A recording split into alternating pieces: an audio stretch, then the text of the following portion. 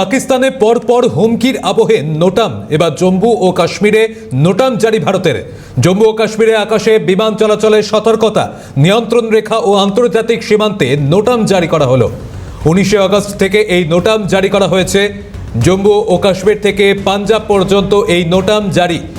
এই সময় আকাশ সীমায় যুদ্ধ অনুশীলন করতে পারে। 20 থেকে 21 আগস্ট সাগরেও নোটাম জারি ভারতের। ভারত দূরপাল্লার মিসাইলের পরীক্ষা চালাতে পারে বলে সূত্র মারফত খবর। এই মুহূর্তে যে খবর সামনে আসছে, পাকিস্তানের পরপর হুমকির আবহ, সেই মুহূর্তে নোটাম জারি করলো ভারত।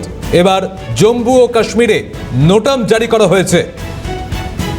আজ থেকেই অর্থাৎ 19 আগস্ট থেকেই এই নোটাম জারি করা হলো। জম্মু ও কাশ্মীর থেকে পাঞ্জাব পর্যন্ত এই নোটাম জারি করা হয়েছে।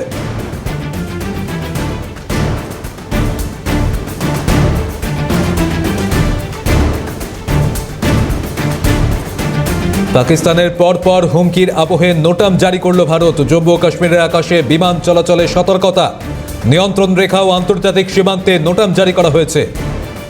ভারত দূরপাল্লার মিসাইল পরীক্ষা চালাতে পারে বলে সূত্রের খবর।